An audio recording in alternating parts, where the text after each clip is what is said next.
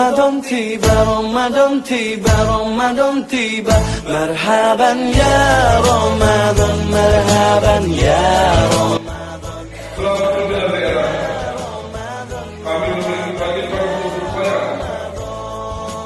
agar setiap masyarakat, terutama yang muslim, dapat melaksanakan ibadah puasa tersebut tenang dan agar tugas setiap orang agar tidak membuat, menyegarkan dan menghidupkan di dunia agar melakukan beribadah keras di awal hari.